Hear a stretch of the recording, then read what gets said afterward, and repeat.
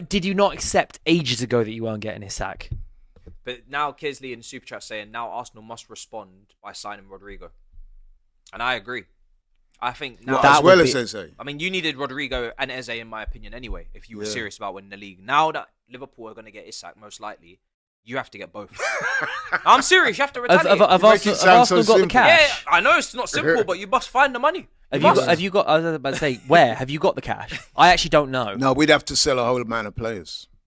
Who would you be up for selling in order to fund? Let's say there's a real possibility where you can get both Rodrigo and Eze in the next 6 weeks, 5 weeks. Who would you be happy to go out the door? There's a few, man. I mean, Zinchenko.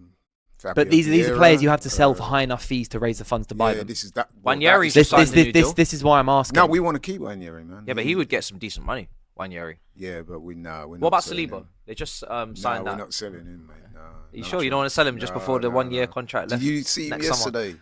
Rolls Royce, bro. I'm just saying, if you need money, money, that doesn't mean that he might not leave. You need money in it. Ala Madrid, you know what I mean? Yeah, but then you lopside the team again. Yeah, I'm gonna keep throwing questions at you now, Laurie. What about some sort of Rodrigo Saliba exchange with Real Madrid? Because that is crazy. Real Madrid want Saliba. No, that is cheeky.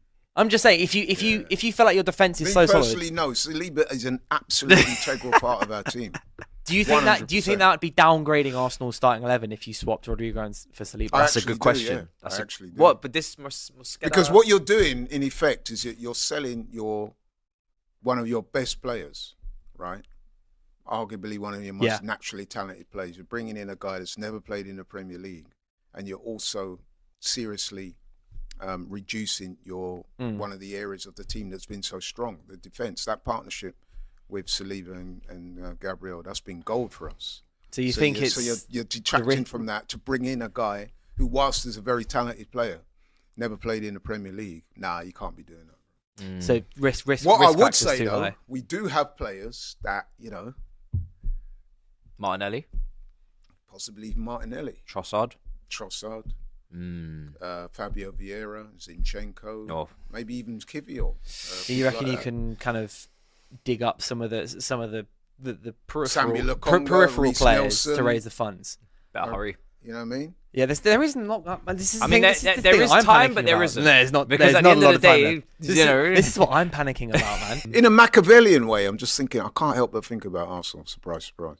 In a Machiavellian way, does this mean that there's less pressure on Arteta then? No, Arteta is under pressure. He's man. under so much pressure. No, but come on. You've not won anything in like 5 years. Let me tell you why. You got to win something. Let me tell you why you're not going anywhere. Let me tell you why you don't go anywhere. Don't go anywhere. You guys have had more than enough opportunity to do this second place thing. Now, last season was meant to be the season where I think your board should have absolutely thrown the kitchen sink at your squad and made sure you were clear and obvious title favourites. In fact, most people, the general consensus was really, it is Arsenal's time now, third time's the charm. And then that City drop-off was just like, oh yeah, this is definitely Arsenal's time. Obviously, Liverpool come out of nowhere. But you should have never allowed Liverpool to even come out of nowhere. Bare minimum, you should have been going toe-to-toe all the way to the final day. The fact that you guys didn't capitalise off the fact that you had basically the team ready, just a couple of finishing touches, which is the striker, which you already knew, and maybe the left winger if you just wasn't going to rest on your laurels with Martinelli. The fact that you didn't do that, and then you left it, so then you went into a season with Havertz and Jesus and Mikel Merino in the end, who had to do an emergency forward. Didn't do anything in January. And then now you're coming into this season trying your hardest to get players in, and then you still, we're not having it. All that is true. We're not having it. All that is true, but hear me out.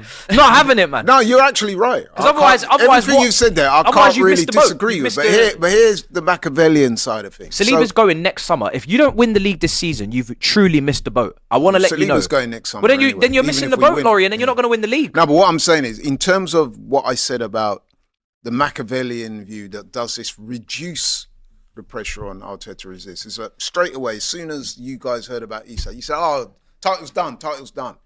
Which, to all intents and purposes, it kind of looks that way with the signing of Wirtz and Kerkez and Frimpong and all the rest of it. So you may look at it from an Arsenal perspective or a Mikel Arteta's perspective and say, in some ways, although the pressure is on, maybe it's slightly reduced because with the weight of signings that Liverpool are going to make, now Arteta can somewhat revise his aspirations somewhat to say, well, if I don't win the league, then Champions League, domestic cup. It's not just about the Prem though. You haven't won anything. No, he's got to win something. 100%. So like pressure. But we're at the likes of people like Turkish. Shout out to Turkish and my boy Curtis. Shout out to him. They're saying it's Premier League or bust. I'm saying now we're at Liverpool signing Isak.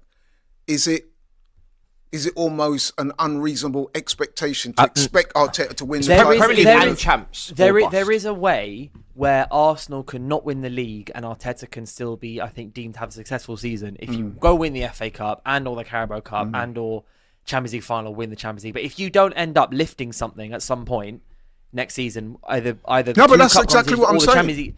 That's exactly what I'm saying. There is, but as well, no matter if you win any of the other three competitions, if it comes at sacrifice to your Premier League form, I think you almost can't count it as a success as well. Because if Liverpool are fighting on all four fronts, Chelsea can be fighting on all four fronts, City can be fighting on all four fronts. You can't then go, oh, it's fine that we finished fourth in the Premier League because we won the FA Cup. No, I'm not saying fourth. That's what I'm saying. No, so we got a challenge. Arteta, it could be said to not be a failure if you go all the way in the Prem, don't make it, but you also pick up other stuff. If you were to just go all the way in the Prem and then have your usual 2-0 loss to Villa at the Emirates with 3 games to go kind of thing, and then you also then get knocked out in the semi-finals of the FA Cup, and then you also Champions League, you just get battered by someone or something, then it's a failure. But you need to make sure that you're winning something as well as keeping up in the Prem for the entire 38 games. You made the point that I'm saying. I'm saying that to the Arsenal fans that have been very vocal in saying Arteta needs to win the Premier League or Champions League. Otherwise, forget about domestic cups. I'm saying with the Isak signing, if he does go to Liverpool, as we pretty much expect he will do now, then in a Machiavellian way, that almost reduces the pressure. I don't think it's relevant. No. Because Arsenal's thing isn't about who else is as good as them. It's about you staying consistent for an entire season, which is what you've failed to do each time the last 3 seasons. So Liverpool signing Isak or not isn't but I'm pretty sure it doesn't change it because you still okay, let me phrase it another way. If the man can bleed, the man can be beat. Yeah, that's true. But right? I'm pretty sure if you, and I'd invite you to do so actually, if you put that in a poll, in the comments, if Isak signs for Liverpool, is the title done? I'm pretty sure 90% of people. But this is the thing, right? For Arsenal, and this is why you got to capitalise on time, and you can't just be in a project where it's like, oh no, we're the best team over the calendar year, so we got the most points, and all of these silly things that have come out to almost justify not winning the league. Because now Liverpool are flexing their muscles. Now people are starting to see that you're not the favourites, and like you said, if Isak goes there, you're probably not going to win it. Now you're going to potentially not win it for a very long time, because if Saliba goes, what's to stop other top players from turning around and saying, well,